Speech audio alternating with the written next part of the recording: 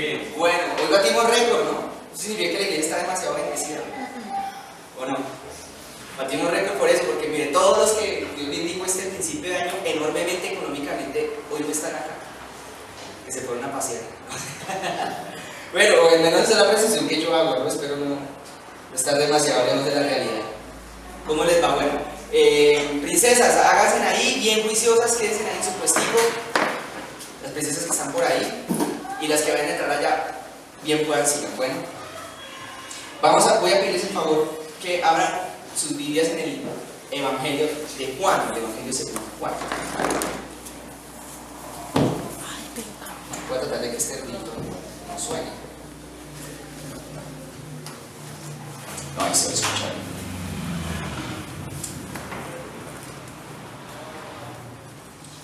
Yo no sé si ponerle exactamente más bien qué nombre o qué título colocarle a este sermón. Yo creería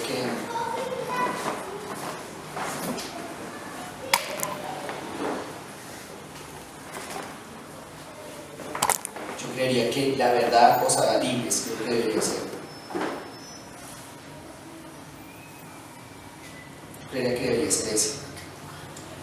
Es muy sencillo, es Juan capítulo 8. Yo les quiero comentar esto de la siguiente manera y voy a narrar un poquito. Ese fue el operador de la cámara. Les voy a contar un poco porque este sermón es básicamente tal vez un solo texto bíblico. Y espero que en esta mañana todos estemos totalmente dispuestos. Ay, gracias, Danita. No sé por qué no reemplazarles, que deben estar. Vean, es muy sencillo. Para donde yo me mueva, usted mueve ese cacharro. Les voy a enseñar a los que están viendo ya en YouTube también para que entiendan cómo es la cosa. Uno se mueve para este lado, la cámara para acá. Me muevo para este, la cámara para acá. ¿Sí? Es muy sencillo, no es nada más lo que hay que hacer, ¿vale? Y si usted quiere, bueno, si puede, hacerse ahí. Si no hay nadie más que me ayude. Ah, Diego, sí, gracias. Sí, porque él está ocupado también y tampoco lo voy a interrumpir. Entonces, bueno, como es evidente, pues algunos hermanos que estaban encargados de esta parte, pues hoy tocó reemplazarlos, no están descansando, otros no pudieron venir. El Señor me estaba hablando, me habló muy puntualmente, entonces me dijo, yo estaba preparando realmente, les quiero confesar así muy honestamente, que no salga aquí entre nosotros los que estamos acá, es más un decir, que estaba preparando la palabra para ministrar el día de hoy aquí con ustedes y estaba preguntándole, bueno Señor, ¿y tú qué quieres enseñarnos? Padre, yo también quiero aprender, Padre, ¿tú qué me quieres hablar? ¿Qué me quieres decir? Señor, y entonces algo que realmente algunas veces Él hace con nosotros y lo hace conmigo, a veces les quiero confesar así mi vida muy íntima, mi relación con Dios a veces es así, a veces me habla, a veces guarda silencio y Él deja que las cosas que están en su palabra vayan fluyendo. Pero esta vez me dijo no, me dijo Juan capítulo 8 versículo 36, tienes que hablar eso más. Y entonces yo, uy Señor, que habla Juan 8:36, pero yo para corroborar que si es la voz era la voz de Dios, yo todavía no tengo esa capacidad de decir, uy sí, fue el Señor el que me habló, me vino fue el pensamiento. Entonces yo dije, no, espere, voy a corroborar que sea el Señor que me está hablando, porque yo ni siquiera sé si Juan 8 tenga 36 versículos o menos. Y fui y lo abrí y ese es el título del sermón. Entonces cuando el Señor me empezó a hablar, empecé a leer, el Señor me empezó a hablar y me empezó a enseñar un par de cositas. Entonces Él me dijo, esto es lo que yo quiero que tú ministres, que tú hables en este día, porque esta palabra no va a ser solamente para aquellos que vayan este día a mi casa, sino esta palabra va a ser para muchos más que van a oírla después, porque después la van a poder escuchar también, incluso a través de estos que van a estar reunidos esta mañana. Y es eso simplemente, yo creo que el título debería ser ese, la verdad os hará libres. ¿Están preparados para que ministremos la palabra? Yo sé que les dije que Juan 8, yo les mencioné que 36, sin embargo, vamos a leerlo desde el versículo 31, ¿vale? ¿Me acompañan? Desde el 31, a ver si yo lo veo acá, si lo tengo en la mano, ya lo encontré. Coincide con el título de ese sermón, ¿no? Yo que aprovecho y me tomo un minuto para contarles esto, aclararlo para algunos que todavía no lo sabían, algunos tal vez quizás ya lo sabían, no importa. Los títulos que aparecen en nuestras Biblias no aparecen en todas las traducciones de la Biblia, y esto es debido a que en los textos originales, sabiendo y entendiéndose que la Biblia es un compendio de varios libros, no es un solo libro, son muchos libros que fueron escritos y luego se juntaron, pues no habían títulos ni tampoco habían capítulos. Si acaso por mucho en el libro de los Salmos hay una cierta coincidencia entre lo que hoy en día aparece para nosotros como capítulos y aquello que originalmente había una numeración.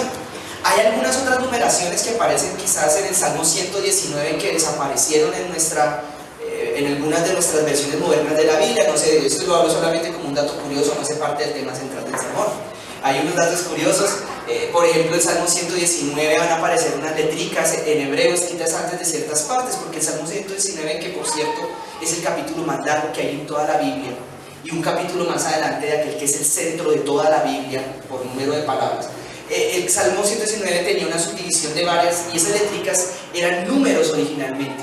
Lo tradujeron a nuestro idioma y le pusieron Aleph, Bet, Yod, Gad. Si algún día tienen curiosidad, lo miran, en sale un Aleph, luego Bet, luego Yod, y empiezan los versos. Pero resulta que es que lo que ocurría era que en la Biblia hebrea, en la Biblia antigua, el idioma hebreo, cada símbolo o cada carácter tenía un doble significado, tenía un significado numérico también, además de aquel que nosotros ya conocemos que era un significado asociado a un sonido o a una palabra. Entonces la primera letra del alfabeto, que era el Aleph, para la A, el equivalente a la nuestra, también era el número 1. Entonces el Salmo 119 realmente lo que tenía era 1, 2, 3, 4, 5, 6, hasta no recuerdo exactamente hasta qué número iban por las letras del alfabeto hebreo. Entonces ustedes verán aquí en Juan, cuando algún día alguno de ustedes llega a tener la oportunidad de ver la Biblia, abrir una Biblia en manuscrito original o verla en el idioma original del Nuevo Testamento, el cual fue escrito en griego, pues encontrarán que el Evangelio de Juan no tenía títulos, no tenía capítulos. ¿Y por qué se pusieron en algunas traducciones, tal como la Reina Valera, que por cierto no es la que todos tienen acá, algunos tienen una traducción diferente? Esas Biblias que hay aquí en esta iglesia no son todas Reina Valera.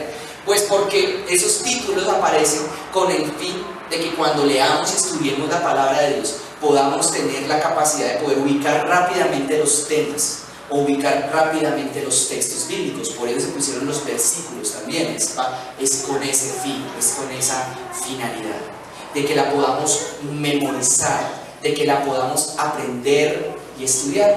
Y antes de entrar en materia y en tema, les quiero contar y compartir también algo. Yo a veces pues, me venía sintiendo un poco triste, un poco mal con mi Señor, y yo venía meditando en una cosa con Él, y Él me dijo, habla esto. Porque venía meditando, Señor, a veces me siento mal porque quizás he podido evidenciar que cuando tengo que ministrar algunas veces la palabra o tengo que enseñarla, o me veo obligado a hacerlo, y como que pareciera que en mi vida hubiera una mayor propensión a estudiar la palabra, la leo o la estudio con un poquito más de disciplina que cuando no tengo la responsabilidad. Entonces el Señor me hablaba y me decía, pero no está tan mal lo que estás diciendo, porque precisamente antes de que tú enseñaras la palabra, tú te llenabas de la palabra, pero esa palabra no iba a ninguna parte. Entonces, si yo he mandado, dice el Señor, que mi palabra sea leída, estudiada, escudriñada, es entre otras cosas porque ahí dice, para que halléis la vida eterna, porque os parece que en ella está la vida eterna, pero también porque escrito está, para que ella sea una fuente que salga dentro de ti para otros. Y la mejor manera de tú llenar tu vida de la plenitud del Espíritu Santo es precisamente haciendo lo que irónicamente podría ser lo contrario, y es desocupando de todo lo que Dios te haya dado. En el momento en que tú empiezas a vaciar eso que Dios te dio en otros vasos, a trasvasar de lo que Dios te haya enseñado en otros vasos, a trasvasar hablando lo que Dios ha hecho con tu vida a otros vasos, es el momento en el que Dios empieza a permitir o a quitar el tapón que impedía que la bendición o la misma revelación de las cosas de la palabra otra vez vuelven y te llenen. Si tú te llenas solamente de Biblia, yo sé que estas son unas palabras que tal vez parecieran no ser necesariamente muy para nosotros el día de hoy, para los que estamos acá, pero igual te lo quisiera decir, sí hay personas y tal vez que yo he podido años atrás conocer que se llenaban de manera muy abundante de la Biblia, pero no tenían esa misma capacidad para poderla entregar a otros, para poderla compartir o para poderla enseñar o para poderla hablar, y eso lo que ocasionaba era que se producía en su interior un estanque. O sea que las aguas paraban de fluir. Hacemos asesoría para manejo de celulares. Ahí pongan, ahí también es un favor que le ponemos modo avión a eso. Un momentito. Modo silencio. ¿Sí saben cómo es? ¿Les ayudo? Modo de silencio. ¿Sí? No. Bueno, está bien. ¿No? El modo silencio, vale. Entonces, resulta que cuando tú te llenas de la palabra, la mejor manera, y en cualquier otra cosa espiritual, en el mundo espiritual, e incluso podríamos afirmar que también esto es válido para el mundo natural, en la parte intelectual, por ejemplo, la mejor manera de llenarte y de crecer es haciendo fluir aquello que Dios te da hacia otros. Cuando lo haces fluir, empieza a tener sentido el que te hubieras llenado antes. Entonces, dicho esto, vea tan bonito que suena. Yo me distraigo también con facilidad, no crea que no son los únicos ustedes también. Entonces, pues pasemos al capítulo 8, versículo 31. Les voy a contar una historia.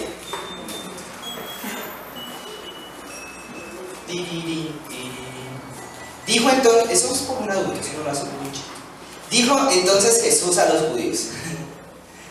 Están ahí, ¿cierto? Juan 8:31. Dijo Jesús a los judíos que habían creído en él: si vosotros permaneciereis en mi palabra, seréis verdaderamente mis discípulos. Repito, si vosotros permaneciereis en mi palabra, seréis verdaderamente mis ¿qué? Dijo Jesús. Bien.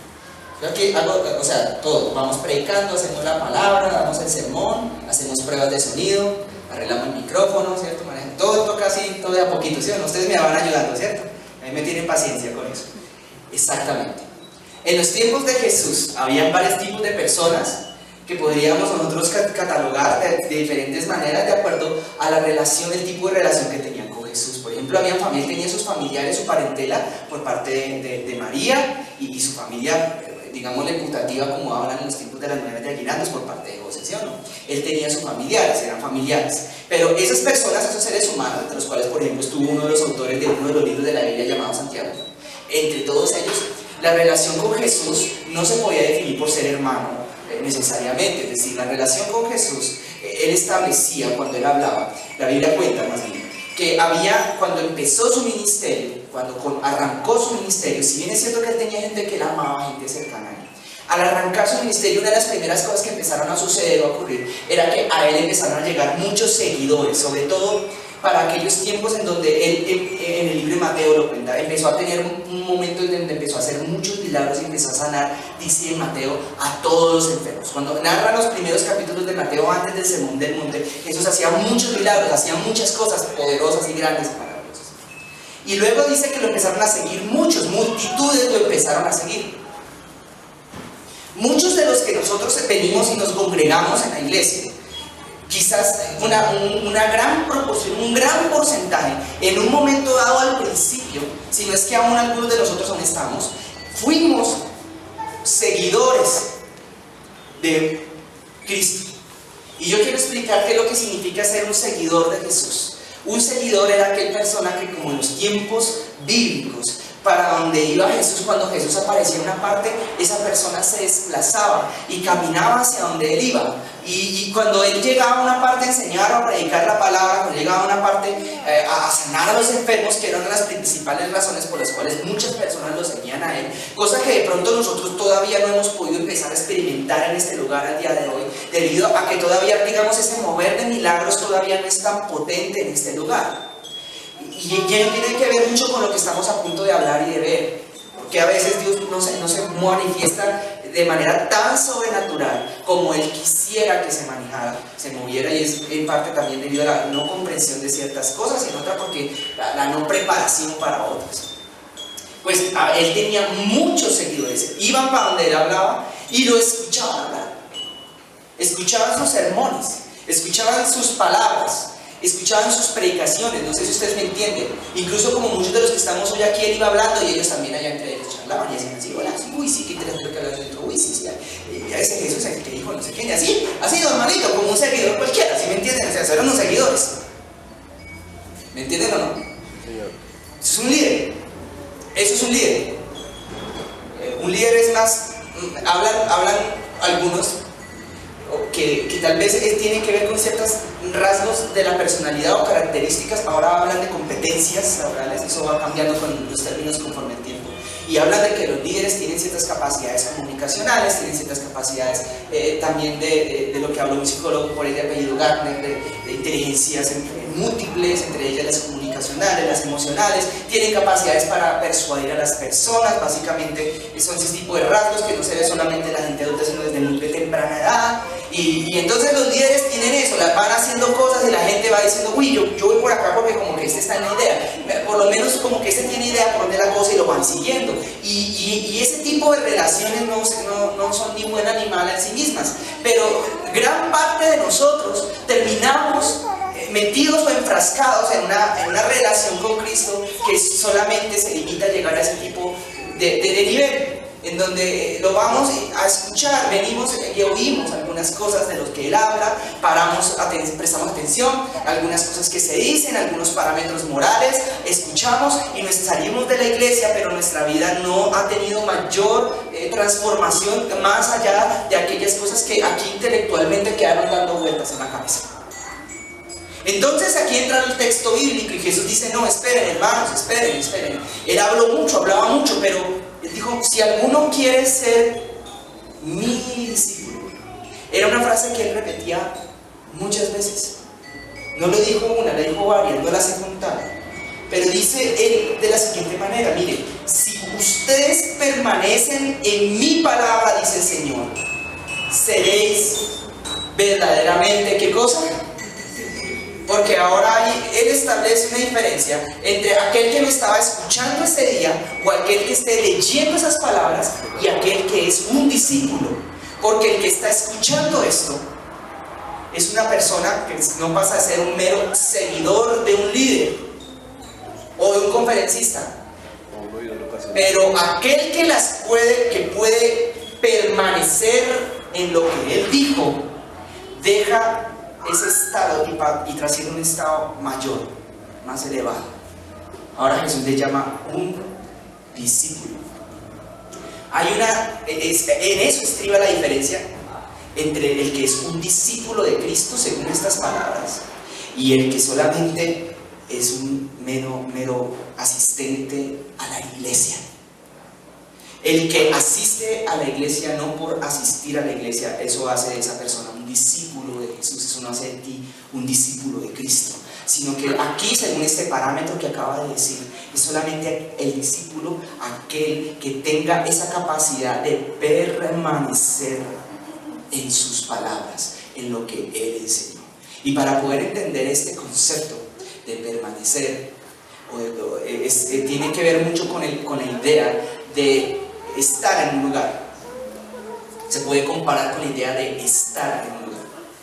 Nosotros tenemos, a diferencia de nuestro idioma primo, el inglés, dos palabras que son muy similares, dos conceptos similares, que es ser y estar. En nuestro idioma ser y estar son totalmente diferenciables. Algunos creen que dependiendo del idioma que tú hables, así ello moldea tu forma de pensar y de ver las cosas. Y cierta idea, esa idea de cierta manera tiene su nicho en el hecho en hechos, por ejemplo, como este, que en el idioma inglés, por ejemplo, el verbo ser y el verbo estar son el mismo verbo, no hay una diferenciación precisa y exacta entre los dos conceptos.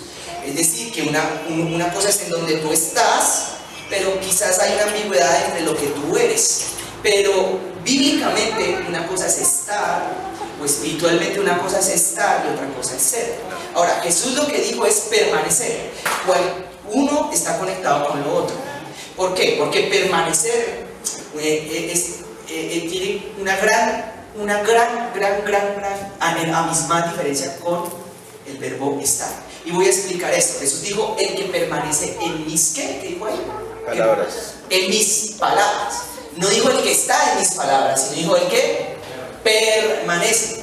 Es decir, aquel que viene, si fuéramos a aplicar el verbo permanecer con esta casa, es aquel que viene aquí y entra a las 10 de la mañana y cuando se acaba la reunión no se sale. ¿Entienden qué es permanecer? No se sale.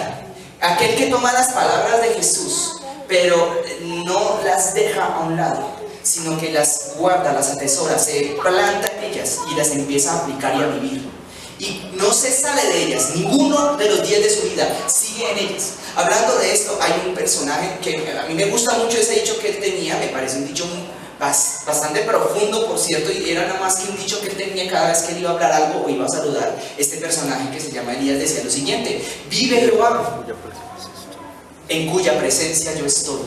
El hecho de permanecer en la presencia de Dios es diferente a estar en la presencia de Dios. ¿Me estoy dando a entender?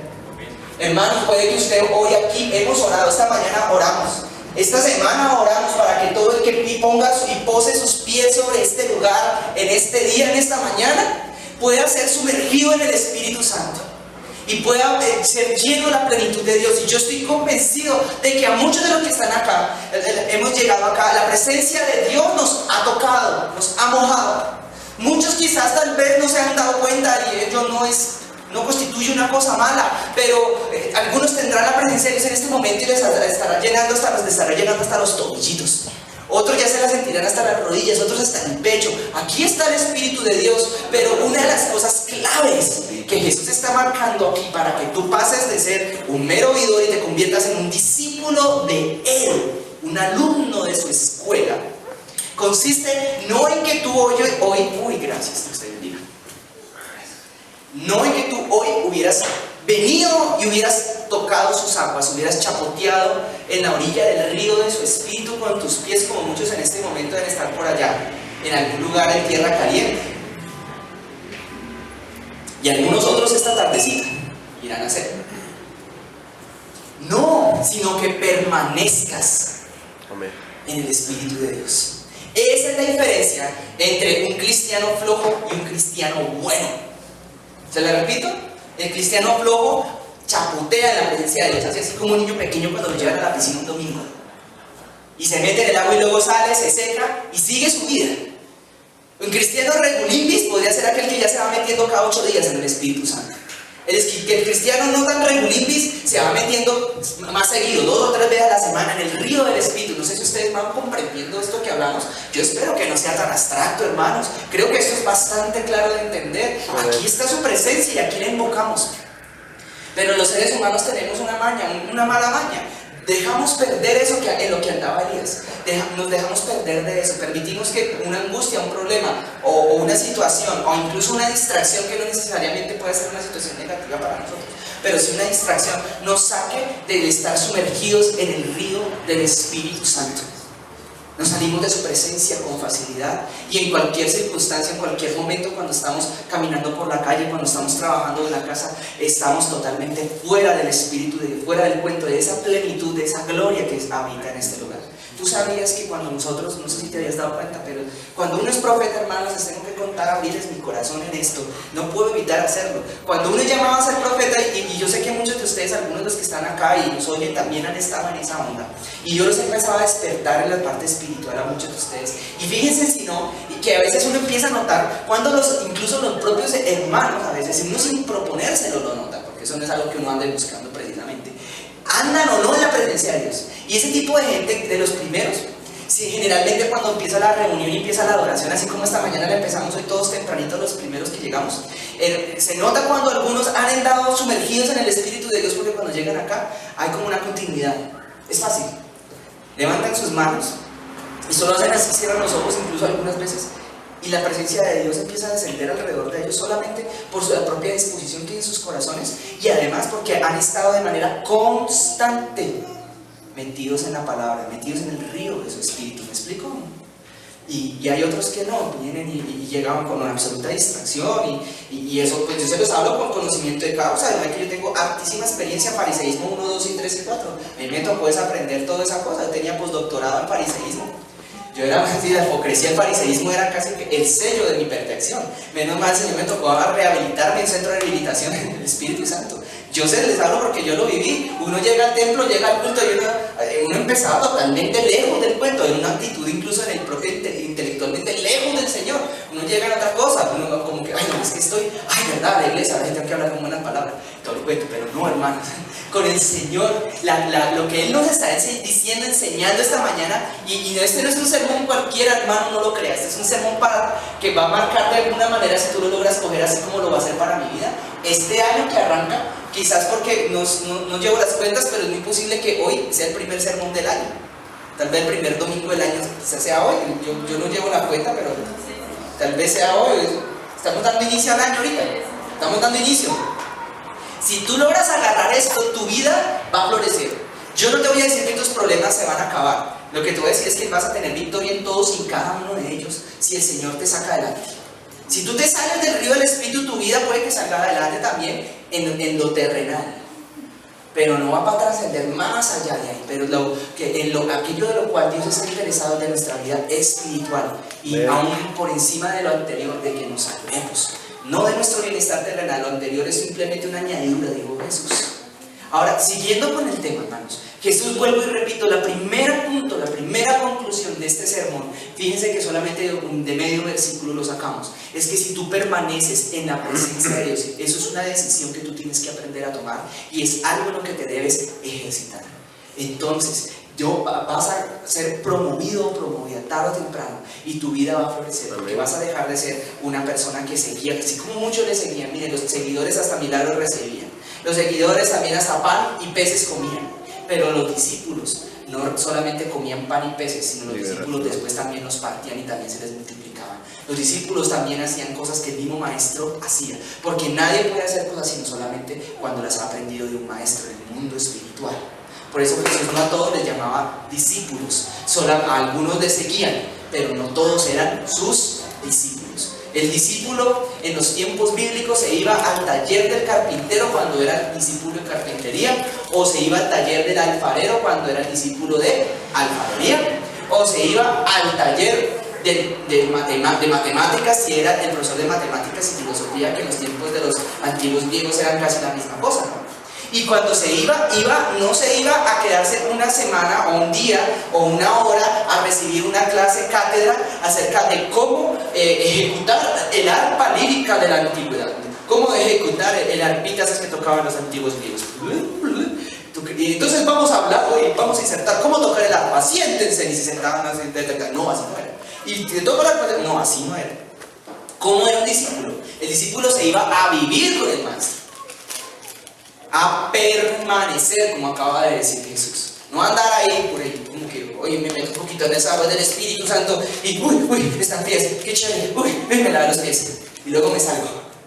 Y durante la semana cualquier cosa, y tu vida, no, yo le estoy diciendo que tú o yo andemos entrando en cosas de esas acerca de las cuales ni siquiera se deberían mencionar entre nosotros. Estoy diciendo el reproche de Dios podría ser solamente en el sentido que tú no estás metido en su espíritu, que es un nivel más profundo de simplemente apartarse de ciertas tradiciones y costumbres de este mundo.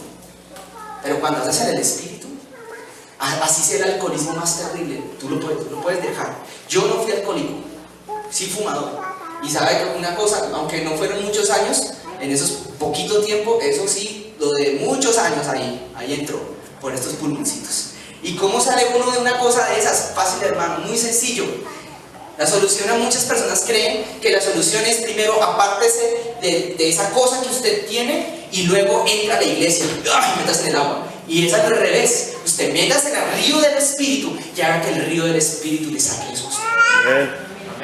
Bueno, pues hermanos, los discípulos iban a ir a vivir con el maestro. Eso es permanecer en lo que él dijo. No andar un ratito, no un día, una semana, eran años. Y a los años llegaban los papás a ver a sus hijos y encontraron y decían los maestros, aquí tienes otra vez a tus hijos. Ahora ya están formados, ahora también son maestros. Quizás tú podrías en este momento, en este punto, entender cuál es la diferencia entre un maestro y un profesor. Un profesor profesa ideas, un profesor da charlas, discursos, habla, transmite ideas y conceptos que llegan solamente a tu cabeza y de ahí no pasan.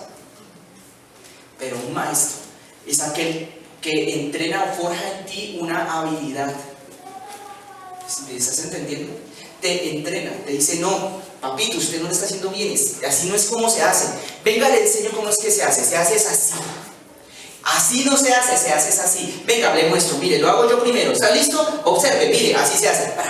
¿Se entiende que es un maestro o no? Es imposible ser un discípulo de Jesús si tú no te propones en tu corazón y te enamoras de el andar con Él todo el tiempo.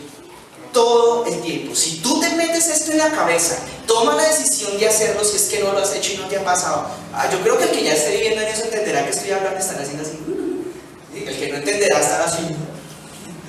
Seguro te lo digo, entenderás que cuando entres en la presencia de Dios, en el río de su Espíritu, todo el día, toda la noche, en todo momento, por donde quiere que caminas, Él te estará hablando y te estará trayendo a tu memoria lo que de su palabra hayas leído, y te estará trayendo pensamientos a tu cabeza acerca de lo que en la Biblia hayas escuchado, leído, meditado, y te estará diciendo: no, mijo, no haga esto así, no, mejor hágalo así, no, mijo, mejor no camine por acá, mejor camine por acá, mija, mejor no camine así, mejor camine así, papi, mejor no se vista así, mejor vista así. En todos los aspectos, desde los más insignificantes hasta los más relevantes de nuestra vida, Él debe ser nuestro maestro. Si tú haces de Él tu maestro, entonces tú serás tu discípulo. Y cuando esta iglesia se llene de discípulos, cuando esta casa se llene de discípulos, ¿usted sabe quién va a parar esta casa? Mano, no va a parar, pero es nada.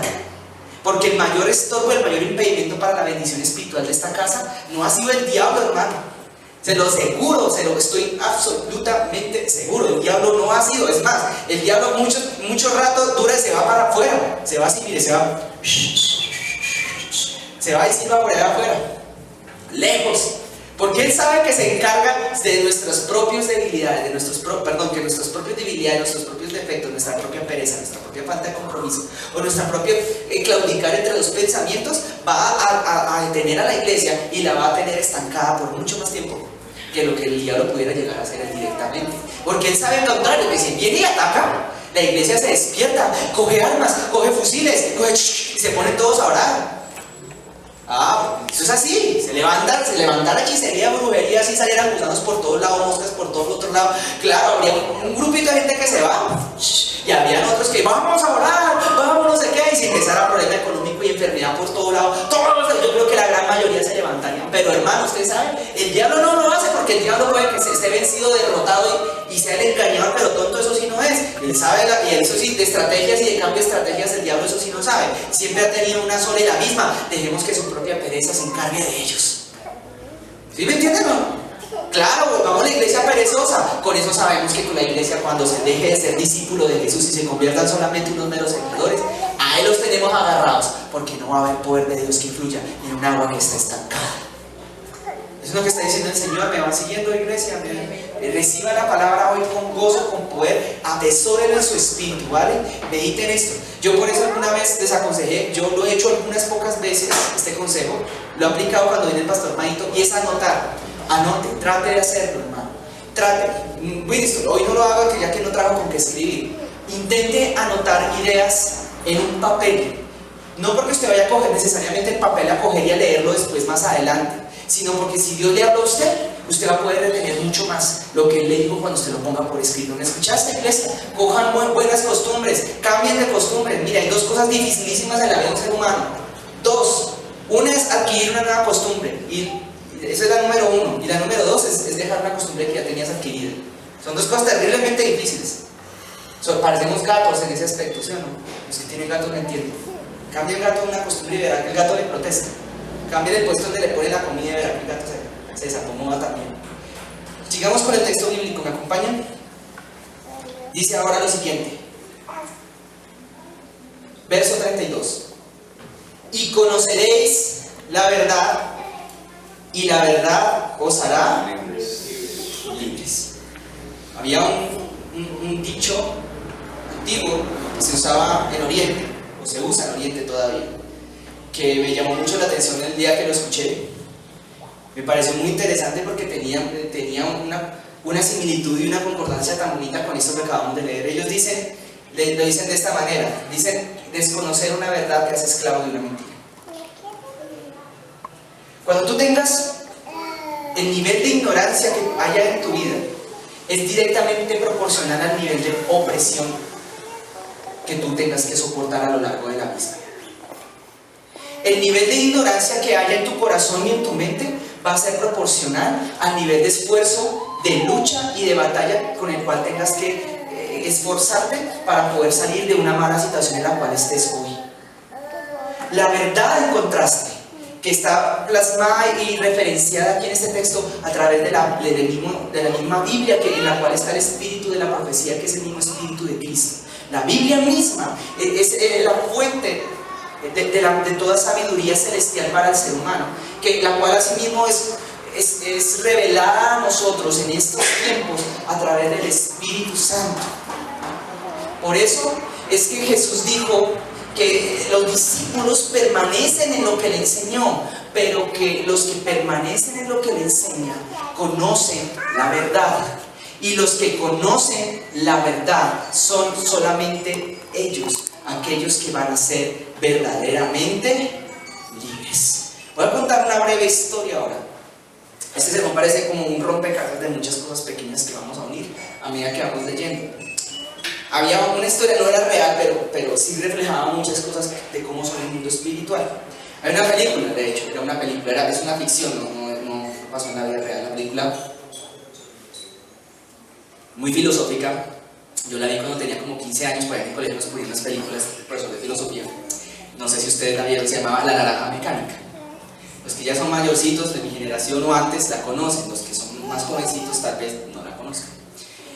Y en la película el dilema filosófico que se planteaba es un dilema que hoy en día se habla entre los psicólogos de la educación, que es el conductismo y el constructivismo. La escuela tradicional o el tipo tradicional de la enseñanza que tenemos en muchos países tales como el nuestro, que tiene sus raíces y su herencia en la revolución industrial, en donde había que formar o capacitar obreros para ir a trabajar en una línea de producción, o el siglo XX, la filosofía que entró en el siglo XX en los métodos educativos, que hablaba no de forzar a las personas a llevar una conducta y a repetir de manera reiterada una labor, sino a formarse desde adentro como seres humanos, a construir desde adentro un ser humano. Entonces, por esas razones que el siglo XX, los estudiosos de esto le llaman el siglo de oro de la educación. Cuando la educación se tomó de la mano y se cogió de gancho con la psicología, nació el siglo de oro de la educación, que fue el siglo XX. Ahora uno va a mirar cómo es la educación aquí en este país, y muchos dicen, no, la educación en Colombia es de lo peor, y sí, yo también puedo decir que tienen unas falencias terribles y espantosas, pero al margen de esto, hay un aspecto que está detrás de esto que el Señor Jesucristo vamos a ver. Les voy a contar ahora sí la historia. La película se llamaba La Naranja Mecánica. Ahora, les voy a explicar un poquito para que no se la vayan a ir a ver, ¿sí? Y menos con niños. Por favor, no se la vayan a ver, menos con niños, mejor dicho, ni se la vean. Les voy a contar solamente la filosofía que estaba detrás de la película, ¿sí? O sea, el argumento general era este: un asesino despiadado de los peores, una persona que era de lo peor, un psicópata. No sé si ustedes han oído hablar de este señor, por ejemplo, este tal Garavito, que iba a salir de la cárcel y por fin lograron revocarle la salida, o sí salió. Este tal Garavito que no sentía la más mínimo remordimiento. Dicen que los psicópatas o los sociópatas no tienen la capacidad de sentir ni el más mínimo empatía hacia otro ser humano, es decir, no sienten su dolor, entonces, ni su alegría. Entonces les da lo mismo acabar con ellos de la manera más horrible o hacerlos sufrir, infligir dolor, porque pareciera que sus almas no tienen la capacidad de sentir el dolor de otro. Entonces un tipo de estos le hacen un experimento, lo atrapan obviamente, y unos supuestamente unos científicos en esta historia imaginaria supuestamente le hacen un tratamiento, pero el trasfondo filosófico de la película está hablando es cómo nosotros los seres humanos a veces nos portamos, o cómo nosotros a veces somos. El trasfondo era que le cogían al mal y le abrían los ojos con unos aparaticos acá y lo exponían a unos estímulos visuales y auditivos que supuestamente iban a ocasionar que este señor sintiera un choque eléctrico o un dolor muy fuerte cada vez que el hombre hiciera algo malo o dijera una mala palabra. Entonces Era chistoso que el tipo, después de ser un súper malvado, salía de la cámara de rehabilitación, que manejaba evidentemente una metodología conductista, ¿me van entendiendo? Porque estimula, el conductismo se enfoca solamente en la conducta del ser humano, no mira nada más. Es como la ley, como dice la Biblia. La ley es eso, mirar la conducta, esto no se hace, esto no se hace, esto no se hace, esto es pecado, pecado, pecado, pecado, pecado, pecado, pecado. Y esto sí se hace, y esto sí se hace, y esto es pecado, y aquí para acá, esto sí se hace así, no, ahora es así. Y tal, todo eso es ley. La ley es así, esa es una de las características de la ley, es conductista. Entonces llega este señor y sale así todo. Y cuando alguien le intenta sacar la rabia, entonces el tío, y de pronto sentía deseo de hacer algo malo, le daba exacto, princesa, exactamente, así como tú dijiste. Y entonces le da corrientazo. Entonces se vuelve a entrar porque siente corrientazo. Exactamente, el final de la historia no lo recuerdo muy bien porque yo la vi hace como un poco de años atrás. Pero creo que el tipo lograba escapar de ese tipo de cosa que le habían puesto, pues volvía a ser malo otra vez y antes le daba aún más rienda suelta a su maldad. Porque el mensaje que estaba detrás de toda esta historia es que la maldad del ser humano no está en la conducta, sino en el corazón. Que los problemas del ser humano en cuanto a su conducta nacen del corazón, de aquello de lo cual el ser humano está hecho. Este señor Garavito, síganme con la historia, hermano, espero que me puedan seguir. Este asesino de niños, es que yo no me aguanto las ganas de darle la mano a este chico. Hola, ¿qué más? ¿Cómo está de grande? La camioneta grande, hermosa. Hola. Este señor Garavito decía, no, yo soy malo porque cuando era pequeño el papá de él lo había violado. El papá de él había abusado de él y lo había golpeado y lo había maltratado. Y entonces él, cuando crece, desarrolla esa patología, ese rechazo hacia los niños, porque claro, la gente que es abusada normalmente le gritan y le gritan cosas feas. Tú eres una... tú eres un... ¿cierto? Entonces desarrollan patológicamente un odio hacia sí mismos y un odio hacia los pequeños, porque se ven a ellos mismos reflejados en los pequeños y replican esa conducta dañina y destructiva porque no la pueden manejar. Entonces este señor decía, no, claro, yo soy malo porque mi papá me violaba. Y luego las víctimas hablaban y decían, no señor, los sobrevivientes. Obviamente las víctimas no pueden hablar porque es el asesino que más muertos ha dejado en cuanto al cariño se refiere, ¿no? En la historia reciente de la humanidad. El deshonroso lugar lo tiene Colombia, qué tristeza. Pues mire, escuche, otras víctimas decían, a mí también me violaron, a mí también me maltrataron, a mí también me abusaron, pero yo no fui a asesinar a tanta gente. Hoy en día de hoy hay muchas familias, decenas tal vez, familias que todavía no saben en dónde están escondidos sus hijos, enterrados los restos de sus pequeños hijos, que murieron de la manera más dolorosa, infame y agobiante y angustiante. Y la familia tiene que vivir tal vez el resto de sus vidas con el dolor en su corazón de no poder saber en dónde esos pequeños quedaron, los restos de sus niños enterrados o desechados. Porque este tipo dice, no, yo voy a salir de la cárcel, pero voy a dejarme este secretico guardado por si algún día puedo negociarlo con un fiscal para que me saquen de acá. A mí me parece eso, me parece realmente horrendo y asqueroso. ¿Qué tiene que ver esto con lo que estaba hablando Jesús? Jesús lo que estaba diciendo es que todo ser humano es preso. Todo ser humano nace ya en una prisión, pero no en una prisión física, hermanos, nace en una prisión para su alma. Todo ser humano, desde el momento en que nace, y la gran mayoría que están allá afuera, nacen, crecen, se reproducen y mueren, como dicen en la clase de biología, y totalmente esclavizados, jamás lograron salir de su prisión. Y la prisión para el alma no significa que tengan unos barrotes y unos límites acerca de los cuales no se puedan desplazar de un lugar a otro. Las presiones del alma lo que hacen es encerrar la conducta del ser humano adentro de una prisión moral.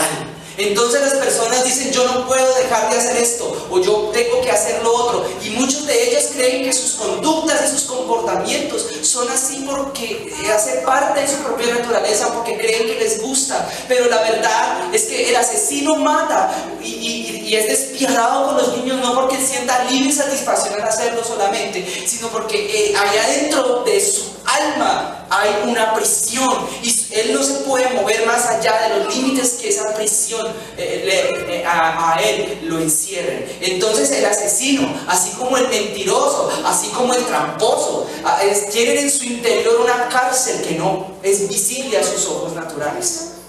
solo para unos muy pocos cuando entran en conciencia de aquello. Aquel que tiene la costumbre de hablar mal de los demás, aquel que tiene la costumbre, por tanto, de ser homicida, como diría Jesús, aquel que tiene la costumbre de mirar con sus ojos a la mujer ajena, o aquel que tiene la costumbre de vestirse de tal manera para que el género opuesto o el mismo género en otros casos lo mire y lo admire. No saben que lo están haciendo motivados o dirigidos por un verdugo, por un carcelero interno para su conducta y para su moral.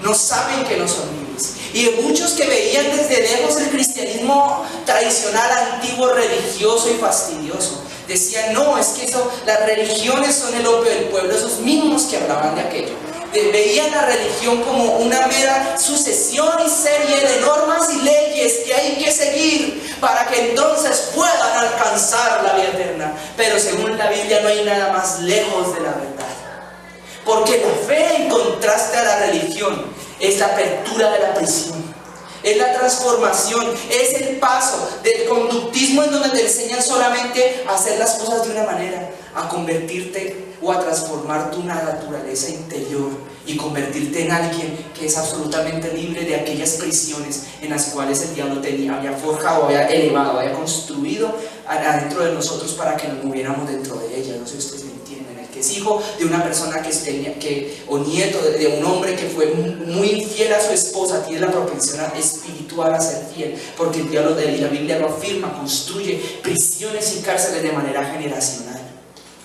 El hombre que era violento con su mujer tiene la propensión de transmitir esa violencia o esa conducta a sus hijos, porque las prisiones espirituales se transmiten de la misma manera que las maldiciones. A eso la Biblia le llama el pecado. Unos dicen el pecado es infracción de la ley, pero ese discurso no se tiene porque a veces se queda corto cuando uno lo dice solamente en esas palabras. La Biblia lo dice: el pecado es la infracción de la ley de Dios. Pero es mucho más allá, va mucho más allá el concepto.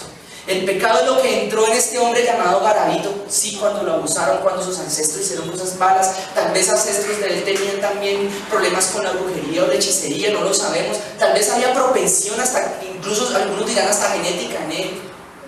Pero el pecado es eso que entró en la humanidad de la misma manera que entró esa mujer que se llamaba Eva, aquel día que ella se sentó a hablar con la denominada serpiente antigua, según los términos de Apocalipsis. El pecado entra por una palabra. El pecado entra a través de una idea. El pecado en sí mismo entra porque una idea que sale de la boca de Satanás ingresa en la mente de cada ser humano. Y cuando la mente admite esa idea, admite ese concepto, admite esa filosofía, admite esa doctrina, como le llamaría la palabra de Dios habla de la doctrina y los rudimentos de este mundo, le llama la Biblia. Cuando entra esa idea, ese concepto, el vivo vive del bobo. ¿Han escuchado? Es una idea, es un concepto que los seres humanos luego lo toman, ¿no? Y de tanto escucharlo se dejan inseminar por él. Y cuando él ingresa, él empieza a echar raíces y luego te construye la cárcel. ¿Sí o no lo han escuchado? Es un ejemplo, solo un dicho. No sé si ustedes conozcan más dichos. ¿Esos son dichos que son verdad o son mentira? Verdad. ¿De qué creen? ¿Es verdad o mentira que el vio y el... ¿Verdad? Bueno, ya podríamos llamarle un sofisma de distracción. El diablo, su labor cuando le habló a Eva era decirle: Eva, tú no morirás cuando comas del árbol, sino que serás como Dios, conociendo el bien y el mal. No morirás. El diablo se lo aprendió es a inseminar con sus mentiras, con sus engaños, con sus falacias, con sus sofismas, y ingresar a la mente de los seres humanos y construir prisiones a lo largo de generaciones y generaciones. Y el resultado de esas generaciones es el país en el que estamos viviendo, el tiempo en el que estamos viviendo. Una de las épocas en las que hay mayor descomposición moral en la historia de la humanidad, en la que estamos viviendo nosotros ahora, esta generación en el siglo XXI. Una vez el ser humano adopta una idea, esa idea cambia su manera de pensar, y luego que transforma su naturaleza, entonces la propia naturaleza del ser humano se encarga de manejar sus conductas. ¿Me escucharon, iglesia? Es como si trajéramos un día un león a un rebaño de ovejas. Y tú cuando entres el león al rebaño de ovejas, imagínate que entras, lo crías desde pequeño como oveja, desde cachorro lo crías como oveja. Imagínate ese ejemplo. Eso pasó en una película llamada Madagascar, ¿cierto? Y el león va creciendo, pongámosle nombre, el león se llama Alex, va creciendo rodeado de ovejas. Y cuando se va volviendo grande y fuerte, eventualmente hasta puede que aprenda a balar. Entonces las ovejas, ¿cómo balan? ¿Cómo bala el león? Oh, te está cambiando la voz, León, sí. Alex, te está cambiando la voz. Esa es porque la película se llama Alex, ¿no? No es nada personal con mi hermano que está allá atrás, no. La película se llamaba Alex, como le más que se llama así. Y luego va creciendo y las ovejas les empieza a salir lana y sienten una propensión natural para comer pasto. Escuchen, las ovejas sienten una propensión natural a alimentarse de hierba. Imagínense que eso es una novela y que en esa novela la pobre ovejita, la que le correspondía al león, por el león que hay en manada de ovejas, hay una ovejita en una manada de leones creciendo y siendo criada por los leones. ¿Imaginaron eso? Esa se llama Simba, pongamos. La ovejita es Simba. ¿Qué está pasando paralelamente allá en la sabana africana? Hay una ovejita y todos los leoncitos empiezan a hacer y la ovejita hace. ¿Me están siguiendo la historia? ¿Cómo creen que crece la ovejita cuando empieza a darse cuenta que ya le sale lana? Los leoncitos empiezan a ponerse grandes y fuertes. La ovejita. No sé si ustedes me entienden. La naturaleza de la oveja hace que tarde o temprano sienta rechazo hacia la carne. Y la naturaleza del león hace que tarde o temprano se enferme de tanto andar tratando de comer hierba. Y el león tarde o temprano se enferma, y el león se siente mal, y el león no se halla, porque el león, por más de que los pastores de la iglesia de la congregación de las ovejitas le dicen, no, tú no tienes por qué mirar con codicia a la mujer de tu prójimo, el león sigue mirando las ovejas y se le sale la baba y hace así, y dice, pero yo quiero oveja, no voy a hacer un ayuno de 30 días, yo sé, eso haré, y se pone a ayunar, el león pues más se enferma. ¿Y qué le va a pasar con su carne? Su carne va a gritar a gritos, carne, carne, carne, ¿dónde está la dieta? Claro, el pobre león de las tripas, no de eso. Y el león, no, me siento mal, hasta que llega finalmente el día en que el pobre león coge la oveja que tenía al lado y le hace, ¡sácate! Se la come. Luego, ¿qué hace el león?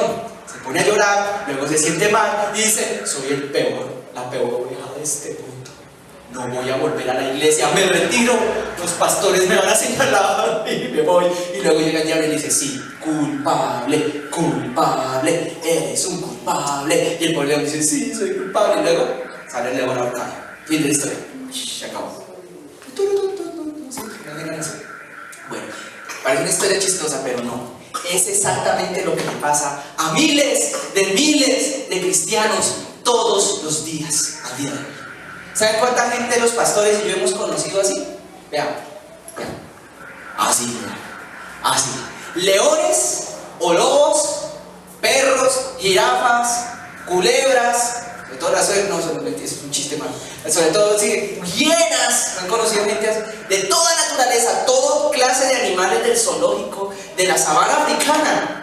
Llegan al evangelio, empiezan a caminar entre las ovejas, empiezan a caminar entre los cristianos, empiezan a escuchar el sermón, pero no permiten que la naturaleza de la palabra de Dios, que el sumergirse en el Espíritu de Dios sea su naturaleza, sea algo de todos los días. Siguen todavía inseminados con la vieja naturaleza y por eso no pueden cambiar y viven todo el tiempo absteniéndose en una asfixia agobiante, porque todavía su alma desea el cigarro, el alma del otro todavía anhela el mirar a la vecina y ella anhela mirar al vecino, y el otro sigue todavía su alma acostumbrada y extrañando cosas, y puede que por día se le olvide, pero cuando vuelve y se le atraviesa aquella mujer con curvas y con cara bonita, entonces se le olvida su naturaleza interior, vuelve y sale a Dios, porque jamás le han dado la oportunidad a Cristo de ser transformados.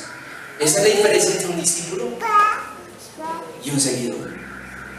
¿Sí se entiende? ¿Se notaron, no? Entonces por eso es que a veces el pastor tenía un dicho, y muy bien dicho, decía, eso del yugo es igual que la Biblia habla, es yugo es igual, pero a veces pareciera que no hubiera yugos desiguales, porque a veces hay cristianos que un día dicen, no, me voy con el mundano, y miran al mundano y suena esta música, tarara, tarara, profesor Girafales, doña Florida, doña Chirimoya, y sí, ¿y por qué? Porque no había tal yugo desigual ni siquiera. Simplemente su naturaleza interna anhela enamorarse otra vez de aquello que era propio de su naturaleza.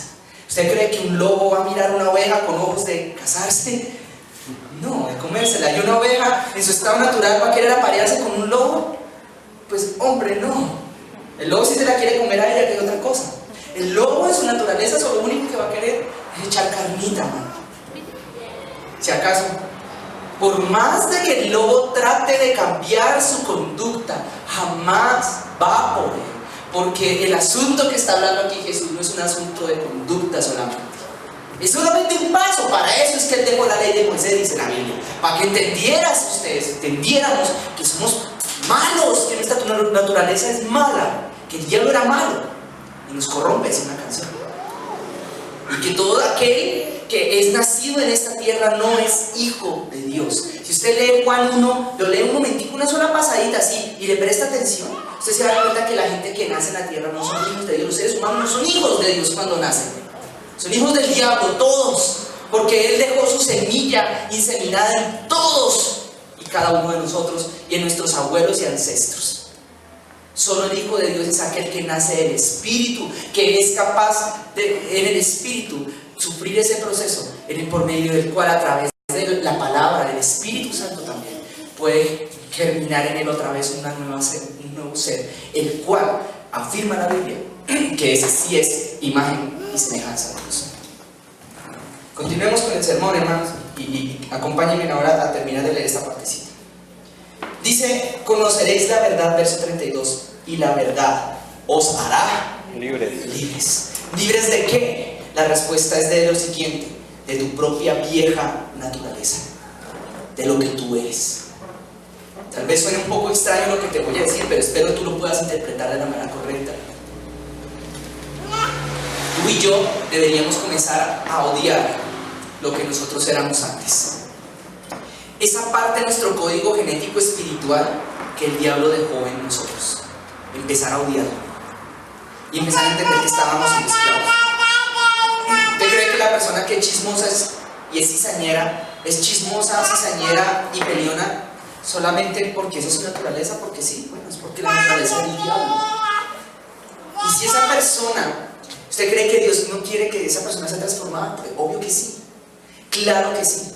El problema está en que nosotros los cristianos necesitamos aprender a andar sumergidos en la presencia de Dios para poder ser libres. Jesús dice estas palabras justo después de decir: el que permanece en mis palabras. Ahora, dice aquí a continuación que los fariseos le responden aquí a Jesús y le hacen la respuesta. La respuesta con algo de reclamo. Le dicen: linaje de Abraham somos. Hay que leerlo con voz solemne porque eran fariseos, no eran cualesquiera los que están hablando ahí. ¿Me siguen? Usen un poquito la imaginación, ¿vale? Entonces llegan ellos y Jesús les dice: la verdad os hará libres. Y ellos le responden: linaje de Abraham somos. Aleluya. Amén. Y jamás hemos sido esclavos de nadie. ¿Cómo es que dices tú, seréis libres? Y Jesús les responde: de cierto os digo que todo aquel que hace pecado, esclavo es de qué cosa. Díganlo así otra vez con voz como si fuera usted el predicador. ¿Esclavo de qué? Del pecado. El que hace pecado es esclavo de qué? Del pecado. Del pecado. Los seres humanos tienen una cualidad, o más bien digo, una propiedad mejor. Y el ser humano fue inicialmente pensado en el diseño de Dios como un instrumento para gobernar la tierra, una especie de gobernante. No sé si ustedes saben, eso es parte de nuestra naturaleza espiritual. ¿Sí sabían? Sí, los seres humanos anhelan eso en el fondo, el poder. Es algo que cautiva el corazón del ser humano, debido a que de alguna manera inicialmente era parte de su diseño y de su fin y su propósito en la tierra, igual que tú y el mío. Pero el ser humano, desde los tiempos bíblicos hasta ahora, ha tenido que acostumbrarse por miles de años ser esclavo, a andar esclavizado, a andar en prisión. Y la prisión que existe o que el diablo utiliza para esclavizar al ser humano se llama el pecado. Esto que acabamos de explicar, que inicia cuando entra una idea en tu mente. Y la idea dice, nadie se va a enterar, nadie tiene por qué saberlo, no va a pasar nada. Si tu esposo no se entera, nadie va a sufrir y al fin y al cabo tú estás muy descuidada. Te dejaba sola, te golpeaba constantemente y te hacía llorar. Tú no tenías la culpa, era un momento de debilidad, no hay problema.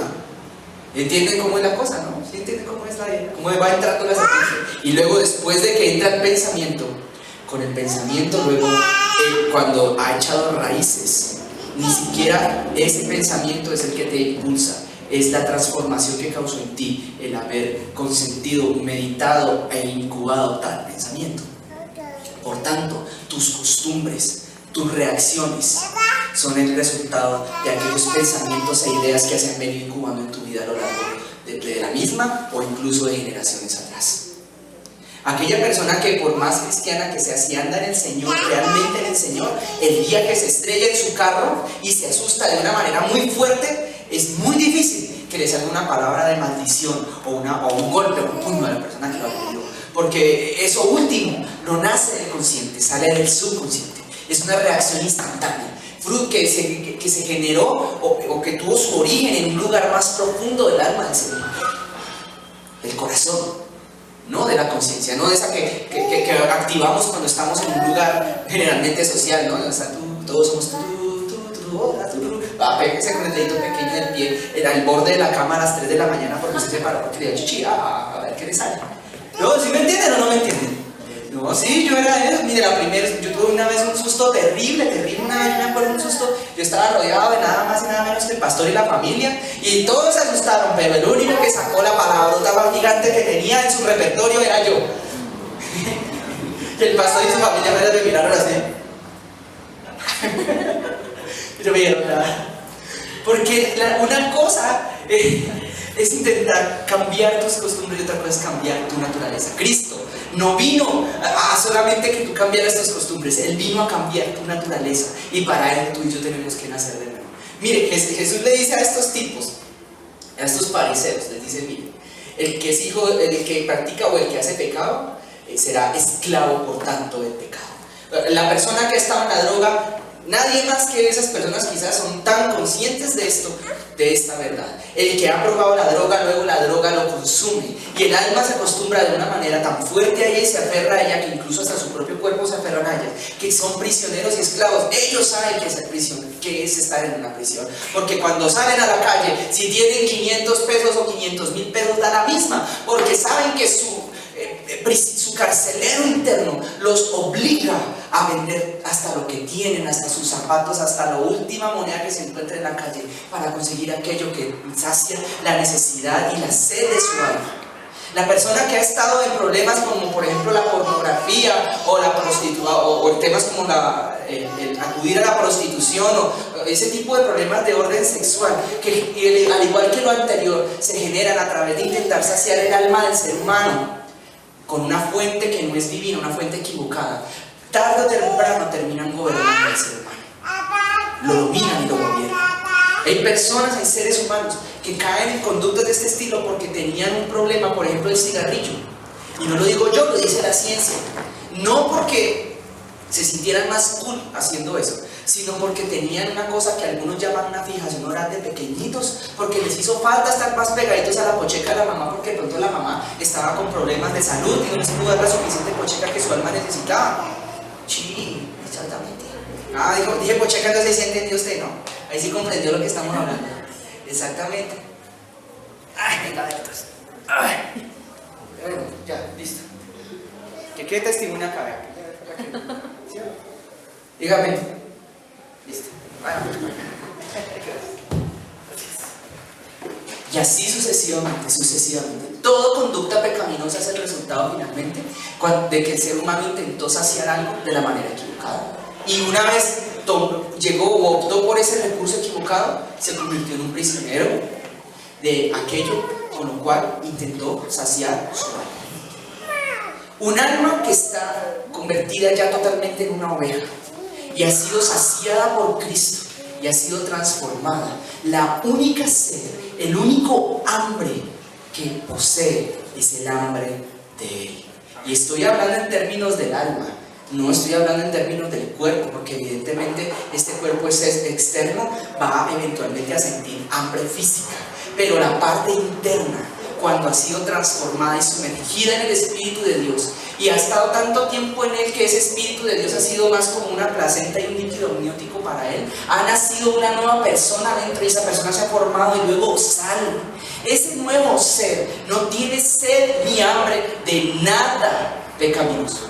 Y si algún día se equivoca y tropieza, debe ser todavía porque quizás puede que sea resabio de su vieja naturaleza, pero nunca porque fue algo inseminado en su mente, premeditado, concebido, calculado y luego y posteriormente ejecutado. No, son cosas que ocurren de manera eventual, pero no nunca deliberadamente.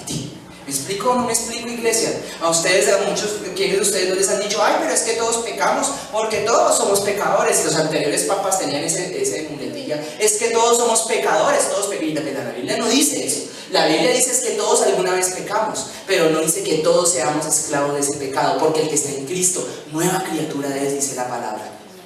Y por tanto este texto bíblico que es Juan capítulo 8 versículo 30 y ¿qué fue que les...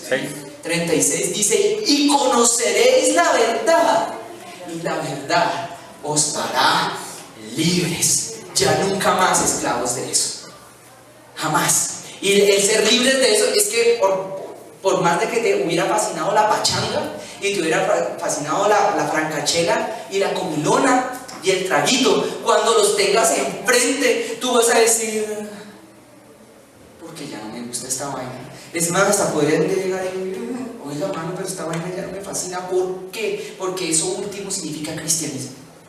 ¿Me explico? ¿Me siguen? ¿Me explico? Yo les quiero decir esto porque si a usted no le ha pasado, coja ánimo y entusiasmo y búsquelo.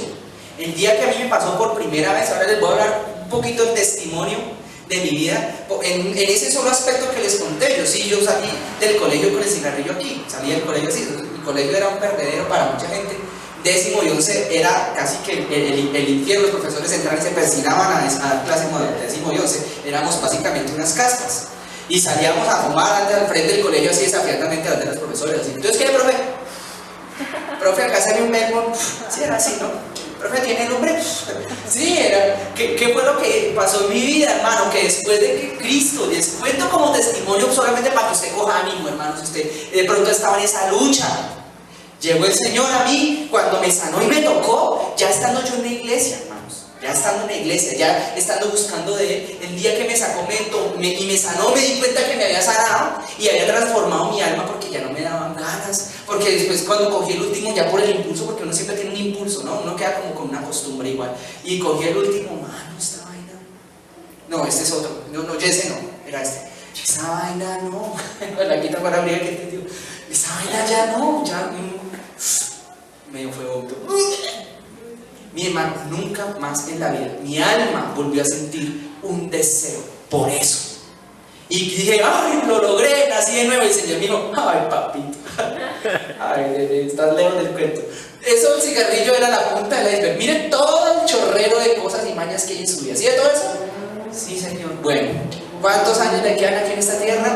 No lo sé, no lo sé yo, pero esos años aprovéchelos. Porque entre usted más se limpie, mejor va a ir después a usted en esta vida y en la otra. Entre más usted empieza más rápido empieza el proceso, mejor, hermano, hermana. El cigarrillo es la punta del iceberg. Mire, ¿sabe qué problemas hay en mi vida si les contara solamente un poquito? A mí no solamente me faltó un poquito la pocheca de mi mamá, a mí me faltó de todo lo de mi mamá. Usted sabe el tamaño de huecos que se genera en el alma de un ser humano cuando le falta el papá o la mamá. Esos son unos huecos, vea.